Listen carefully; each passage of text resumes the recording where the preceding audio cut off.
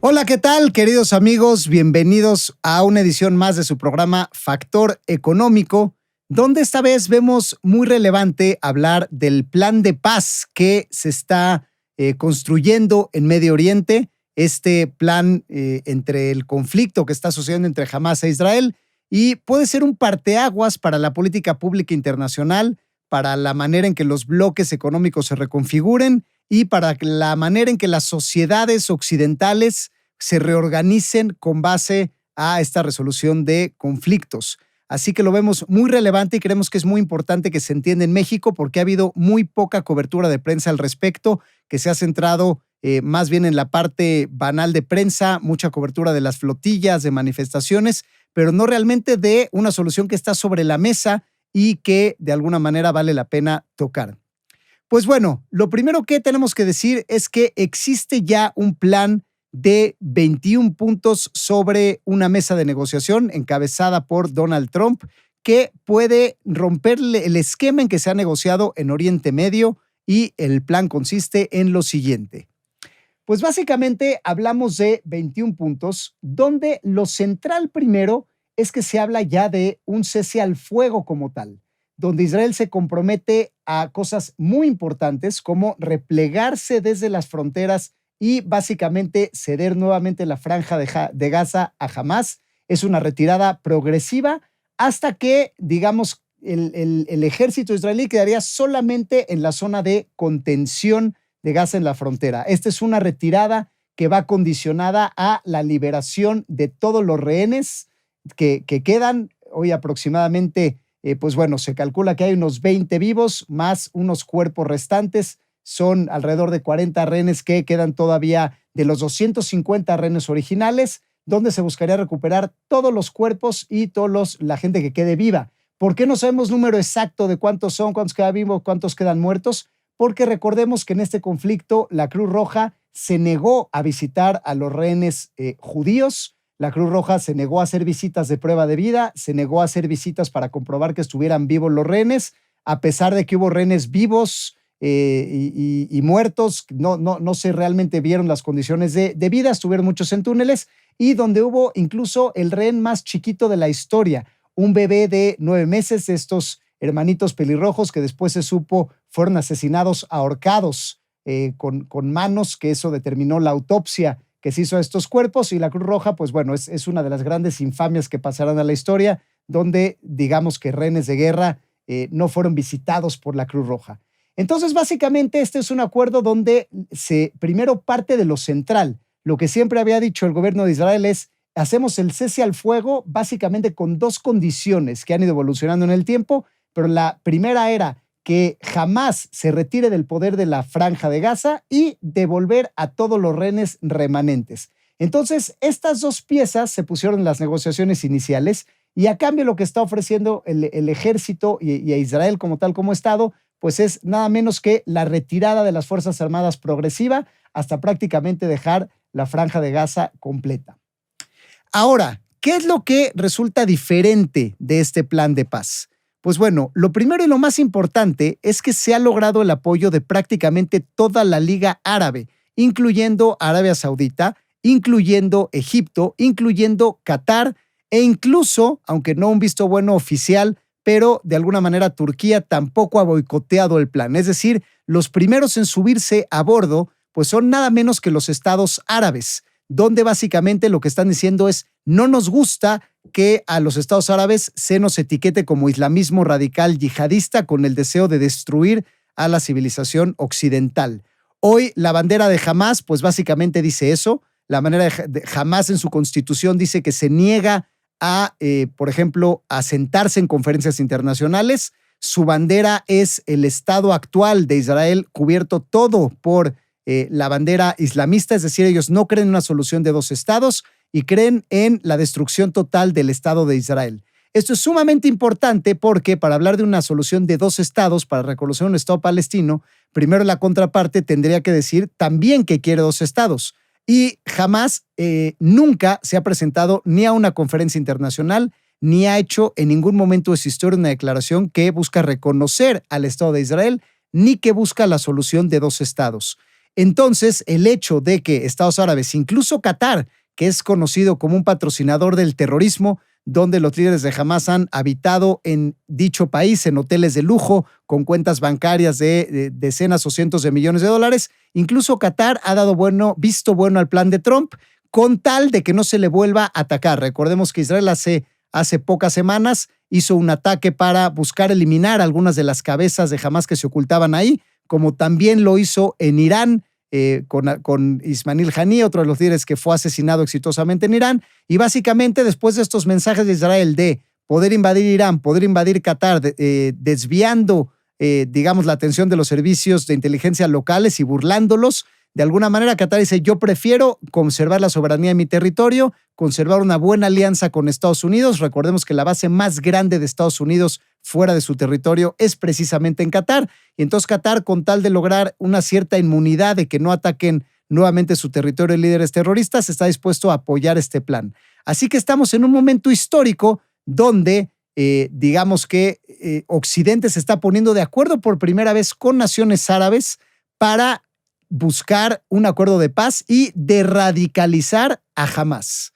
Ahora, esto es sumamente importante porque hay que entender que esto se da en el contexto de otra cosa que pasó en el mes de septiembre, que fue la declaración unilateral dentro de la ONU del Estado palestino. Y de alguna manera hay que ver estos dos actos históricos en la balanza, porque es lo que debe de analizarse en política internacional. Pues bueno, resulta que la declaración unilateral de la ONU, que ahorita vamos a hablar de la ONU, pero la ONU ha sido el principal opositor, curiosamente, del proceso de paz, pues fue un tema donde no hubo una negociación, no hubo un acuerdo de paz y, de hecho, se declaró el Estado palestino sin necesidad de ofrecer nada a cambio. Es decir, no se pedía a Hamas dejar las armas, no se pedía a Hamas dejar el poder en la Franja de Gaza, no se pedía el reconocimiento al Estado de Israel y no se pedía la devolución de los secuestrados. Es decir, simplemente una declaración unilateral que fue abrumadoramente apoyada en la ONU, pero evidentemente pues sin ningún efecto práctico, porque pues básicamente el mensaje era: pues a los terroristas se les premia por haber hecho el atentado del 7 de octubre, con asesinato de civiles, violaciones masivas, haber metido bebés en los hornos, cuestiones así demasiado bárbaras. Y básicamente ahí el resultado fue: no necesitan hacer ninguna concesión, no necesitan reconocer a sus vecinos israelíes y vamos a declararlos unilateralmente. Claro, esto en el contexto donde es una ONU que básicamente se ha corrompido. Vamos a explicar esto. Pues la ONU, resulta que el 25% de toda la nómina de la ONU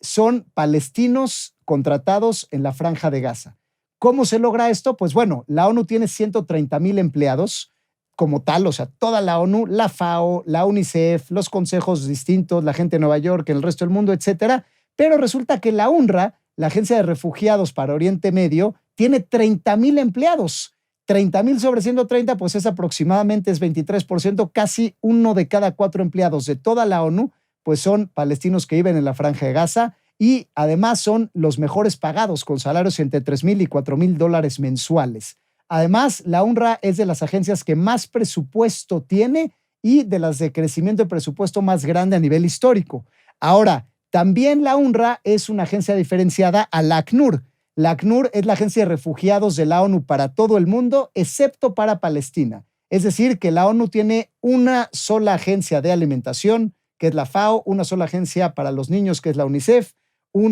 pero para refugiados tiene 2, la ACNUR para el resto del mundo, para 75 millones de refugiados, y la UNRWA, que es solamente para el territorio palestino, que tiene lo doble de presupuesto, tiene lo doble de personal y es una de las agencias multilaterales más grandes del mundo, con más empleados y con más presupuesto, donde además, pues resulta que las escuelas también que la UNRWA ha trabajado, pues fueron la sede de escondite de armas, de cuerpos de secuestrados y de terroristas. De hecho, es célebre que Orión Hernández, este mexicano que fue torturado y asesinado en el Festival Nova por Hamas, pues su cuerpo estaba en instalaciones de la ONU, ya encontraron sus cuerpos con huellas de tortura, que fue recuperado por el ejército israelí. También hay que recordar que la ONU, desde hace más de 20 años, el 86% en promedio de las resoluciones de la ONU han sido en contra de Israel. Es decir, que la ONU dejó de ser un organismo neutral.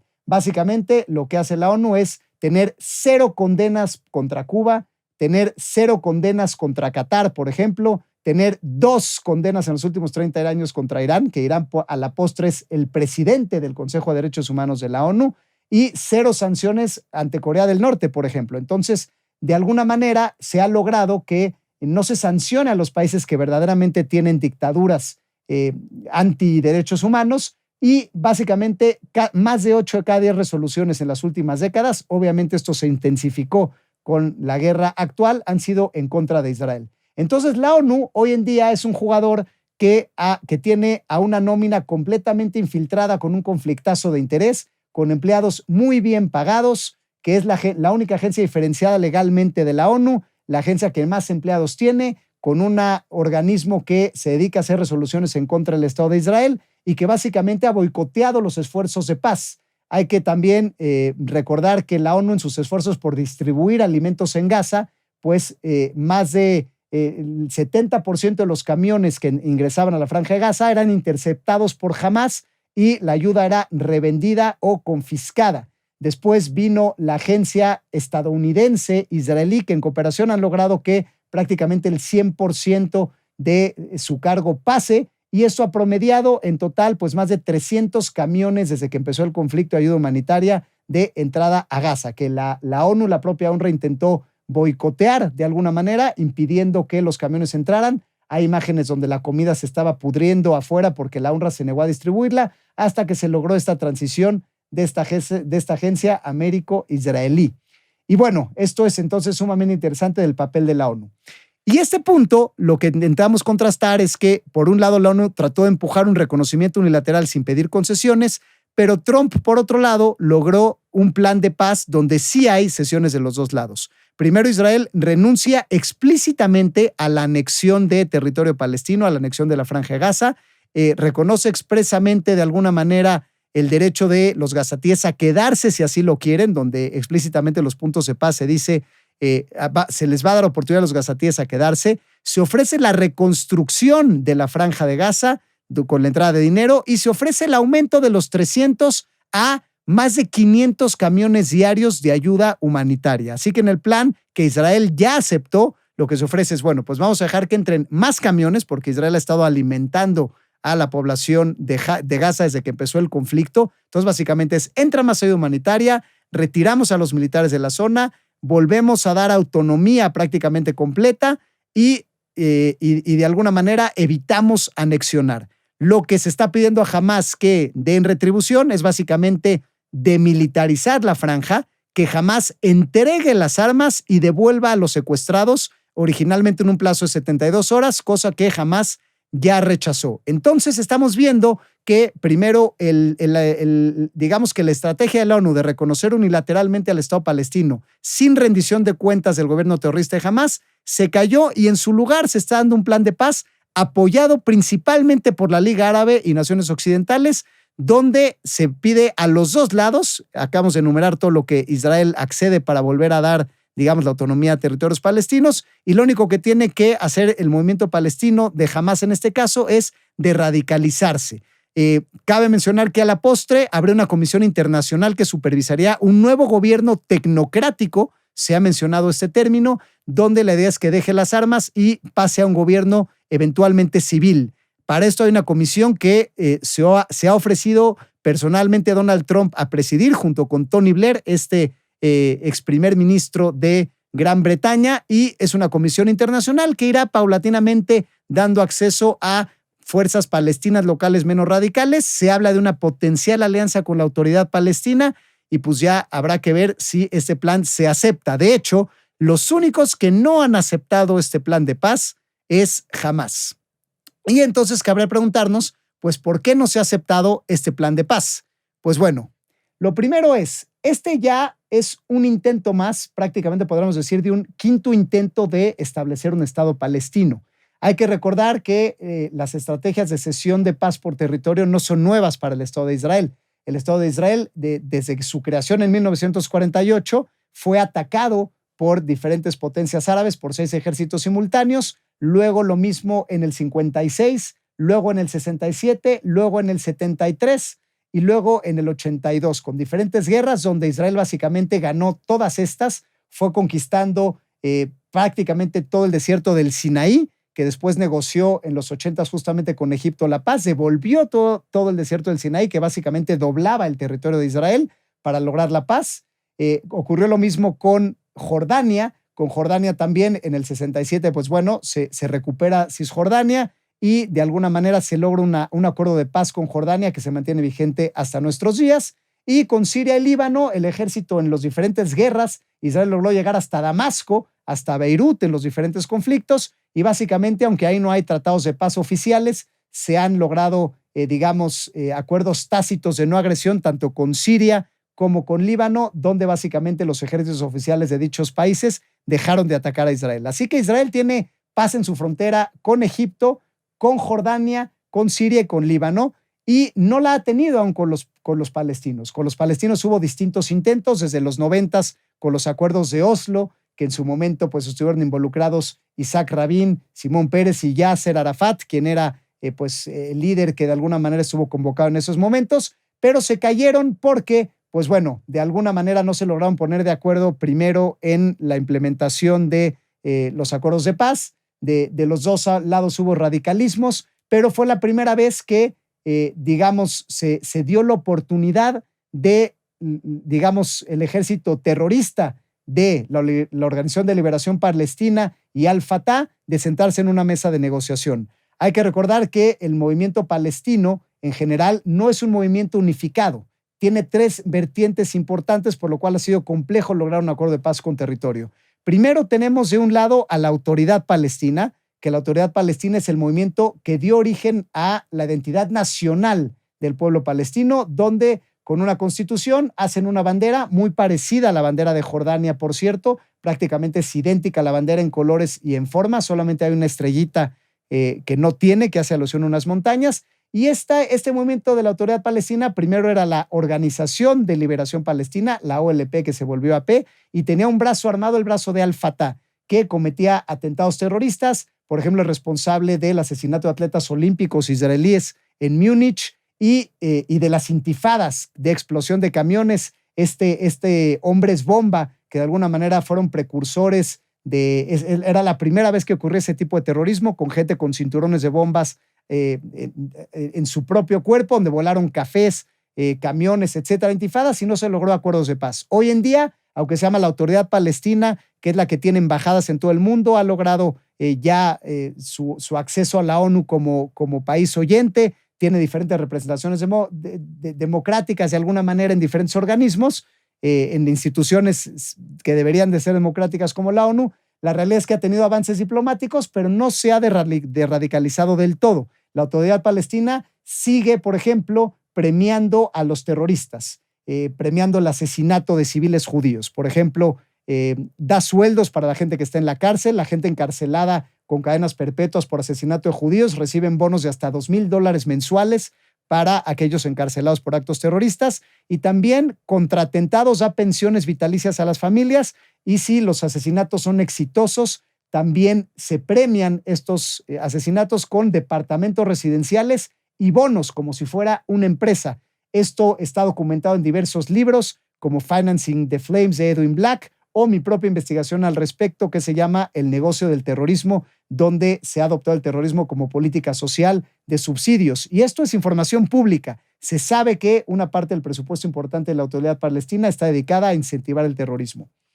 Ahora, por otro lado, tenemos a Hamás. Hamás es de alguna manera, un movimiento que busca un califato universal que nace de la hermandad musulmana sunita, ligada a Egipto, y tiene una bandera distinta a la Autoridad Palestina. Ellos tienen una intolerancia religiosa mucho más grande. Por ejemplo, no permiten reunirse a mujeres en grupos grandes ni hacer deportes. Las mujeres no pueden viajar solas. Niegan la existencia de, por ejemplo, el movimiento LGBT y es castigado con pena de muerte. Y es, digamos, un movimiento de tapar completamente las cabezas, de rostro completo prácticamente a las mujeres. Y es un movimiento mucho más radical, cuya bandera es una espada verde. Por eso jamás los vemos con banditas verdes. No usan la bandera de Palestina y no buscan reconocer a Israel ni participar en movimientos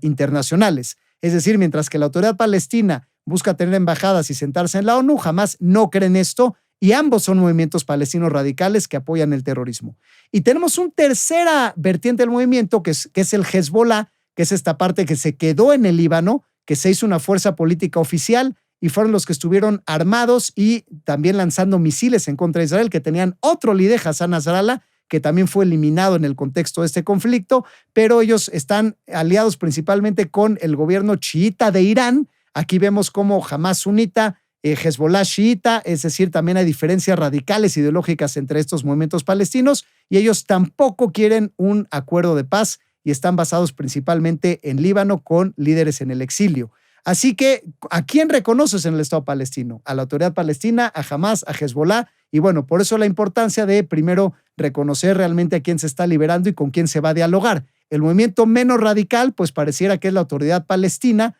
pero como sabemos, pues tienen estos programas de incentivos al terrorismo y pago a la gente que está en la cárcel, y pues habrá que ver si también se les pide de radicalizarse a ellos. Entonces, ¿dónde estamos parados? Pues bien, primero estamos parados en lo que podría ser un intento más en crear un Estado palestino. Como decíamos, en Oslo fue el primero, después se hizo otra serie de intentos, los más célebres y recientes, pues de Ehud Barak en la cumbre del Camp David en los años 2000, donde se ofreció inclusive dividir Jerusalén como una capital dividida, entregarle la mitad de Jerusalén a un Estado palestino potencial, compensarlos con territorios, se les daba más del 92% de la tierra que estaban pidiendo, pero fue rechazado por el movimiento palestino. Y luego Ehud Olmert también, hace menos de 20 años, por ahí de también 2008, también intentó hacerse un intento más, donde se daba la concesión de prácticamente el 100% de territorio pedido, pero también fue rechazado. Así que este sexto intento, pues no se sabe realmente qué va a pasar. Hoy en día Hamás ya rompió el límite de 72 horas que tenía para liberar a los secuestrados y básicamente no está decidido ni a dejar las armas ni a hacerse a un lado del gobierno de la Franja de Gaza. Así que aquí es donde el dilema internacional se pone interesante,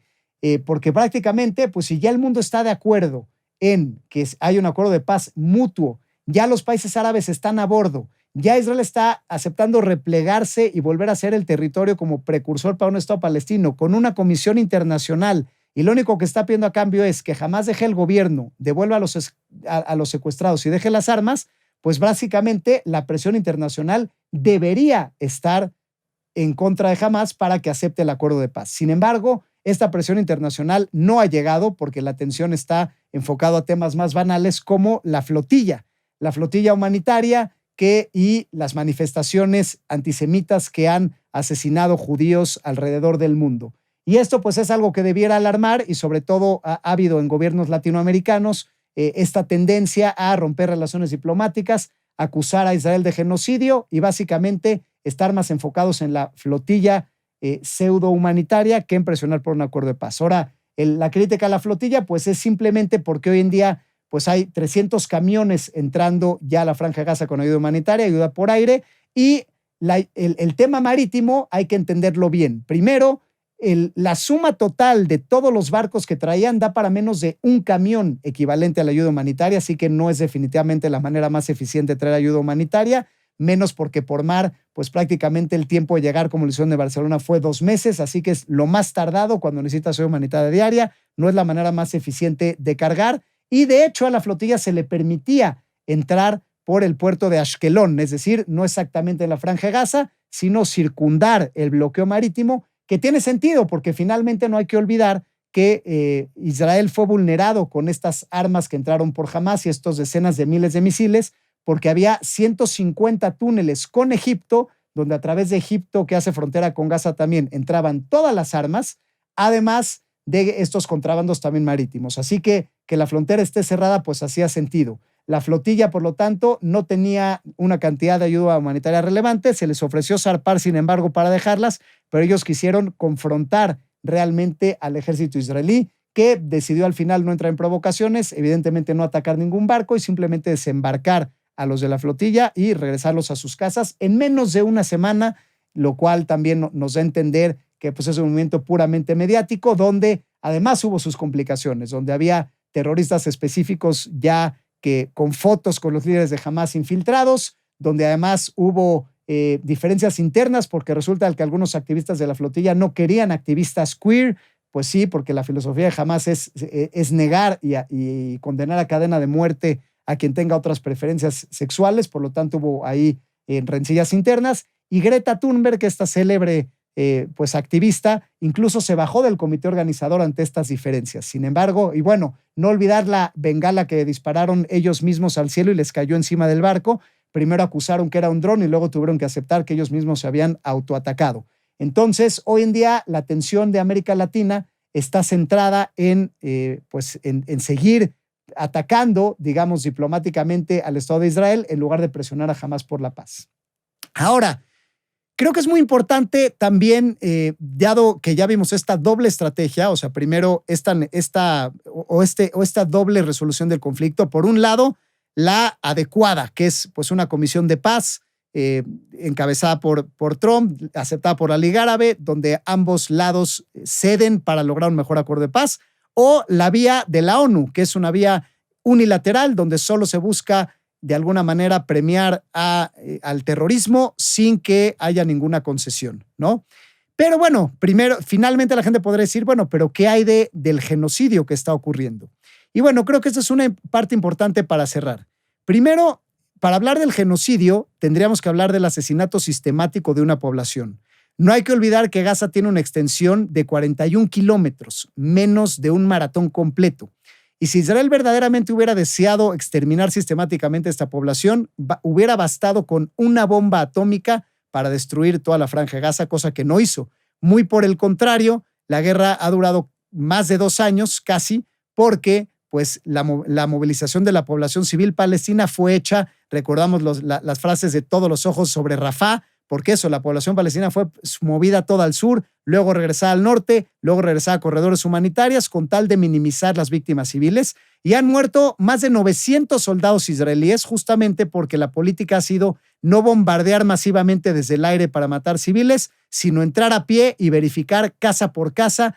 y muchos de los soldados israelíes han muerto por minas que son puestas en edificios abandonados, por operaciones de sorpresa de gente que sale sobre los túneles y embosca al ejército, y de batallones completos que de alguna manera pues han hecho que los soldados israelíes mueran. Que imagínense este dilema, cuando tú tienes una población que te ataca y a los hijos pues de estas mamás israelíes le dicen, pues tu hijo murió porque quisimos minimizar el daño a los civiles palestinos en tal edificio, y entonces en lugar de bombardear todo el edificio, hicimos que tu hijo entre a pie para minimizar las víctimas civiles palestinas, y pues tu hijo murió para proteger a los civiles palestinos, que son, por otro lado, usados como escudos humanos. Que esto la prensa lo ha ocultado deliberadamente, pero la central de inteligencia de Hamás está debajo de uno de los hospitales centrales de la Franja de Gaza, y las escuelas se han usado como sitios de lanzamiento de misiles, los sitios de la ONU, inclusive también para intercambiar armas y para proteger.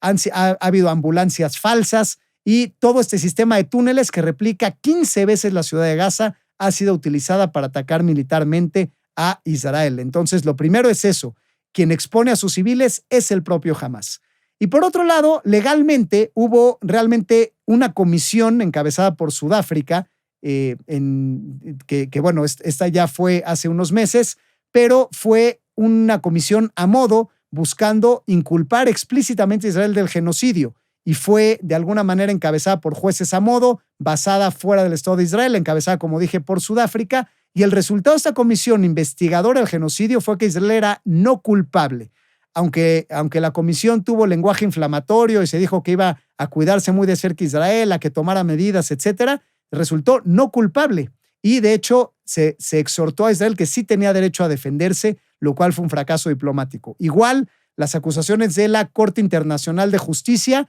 si bien de alguna manera se intentó hacer caso criminal de genocidio, no se comprobó genocidio, y como tal, ninguna de las sentencias incluyen como tal la palabra genocidio porque no se pudo demostrar. Se habla de crímenes de guerra y de barbaries y cosas así, pero ninguna con un fundamento del Estado de Derecho, y por lo tanto no se puede llevar a cabo. Y por último, la Corte Penal Internacional, que emitió una orden de arresto contra Benjamín Netanyahu, también al final resultó que el cargo explícito no es genocidio, sino,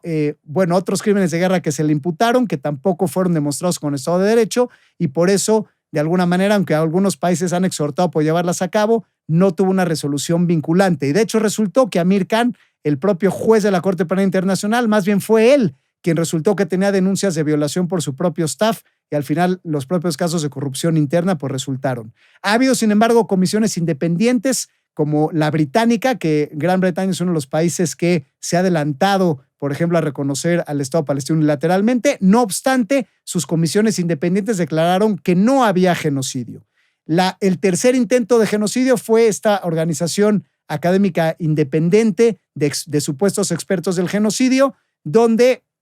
finalmente no se logró el quórum de una votación en forma, donde el 86% de dicha organización no votó, y sin embargo la resolución se pasó sin discusión pese a este boicot, y la única manera fue pasar una votación falsa con menos del 10% de una votación relevante a favor. No hubo discusión, no hubo quórum para una votación verdadera, y fue realmente un clamor solamente que acabó siendo mediático. Entonces, no hay ni una sola comisión internacional, donde de hecho Israel no participa, ni la Corte Penal Internacional, ni la Corte Internacional de Justicia, ni la Comisión Sudafricana, ni la Comisión en Inglaterra. Ninguna de las comisiones del Estado de Derecho demostró como tal un genocidio. Y de hecho, si tomamos finalmente las cifras de Hamás, de este movimiento terrorista, al final del día, el Hamás como movimiento, pues habla de 60,000 muertos, que esta cifra hay que curarla un poco porque viene del Ministerio de Salud de Gaza, que realmente el Ministerio de Salud de Gaza no es nada más y nada menos pues que el propio Hamás. Son ellos mismos los que son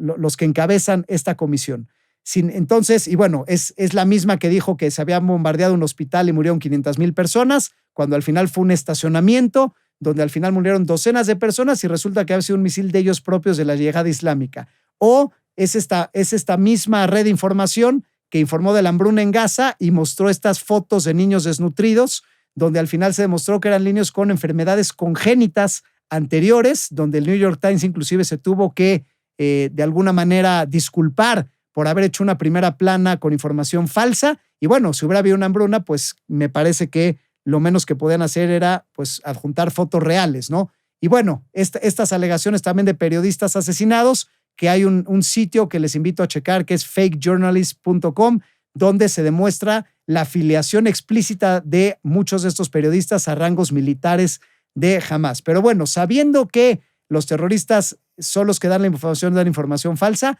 si tomáramos por buena la cifra de 60,000 muertos, donde se dice que al menos la mitad de civiles, primero este radio de civiles contra combatientes militantes de 1 a 1, es mucho más baja, por ejemplo, que en Afganistán, que era de 3 civiles a 1, era de 3 a 1, o de Irak, que era de 5 a 1. Así que esta guerra ha tenido muchas menos víctimas civiles que conflictos como el de Irak o Afganistán. Es el conflicto con más bajas civiles en la historia de conflictos urbanos. Y de hecho, 60,000 sobre más de 2 millones que viven en la Franja de Gaza, pues es el 3% de la población, donde si tomamos que la mitad son combatientes, hablamos de una baja de civiles del 1% a 1.5%. Esto está muy lejos de ser, por ejemplo, un genocidio como el que sí ocurrió en la Segunda Guerra Mundial, donde más del 65% de los judíos de Europa fueron asesinados deliberadamente en campos de muerte. Acá estamos hablando de un 1.5% de bajas civiles, que muchas son pues también por culpa de Hamás. Claro que es una tragedia que haya muertes civiles,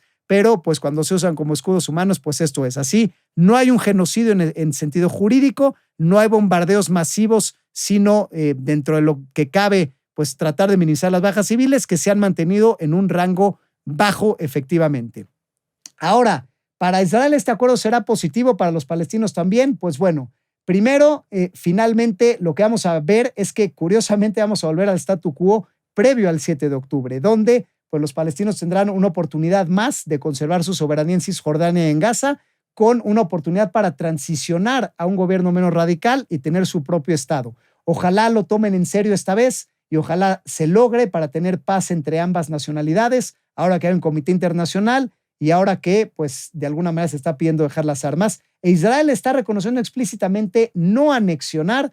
retirarse dentro de la Franja de Gaza y dar paso y decir que sí a una comisión internacional. Así que parece que tenemos todo sobre la mesa para lograr un acuerdo de paz. Justo o no justo, pues bueno, ahí sí hay perspectivas de todos colores y sabores. Finalmente hay quien Israel está a desagusto porque pues efectivamente hay esta postura de que pues no, nunca va a haber este reconocimiento real al Estado de Israel, así que dar otra oportunidad y volver a replegarse pues es simplemente dar cabida a que vuelva a haber otro ataque terrorista en el futuro. Pero bueno, pues también la comunidad internacional y muchos israelíes también están ávidos de lograr un acuerdo de paz y de lograr que los rehenes vuelvan a casa sanos y salvos. Así que bueno, me parece que deberíamos reenfocar la opinión pública internacional y a la prensa nacional, sobre todo, a que pongan atención a este plan de paz y tratar de dar una información equilibrada.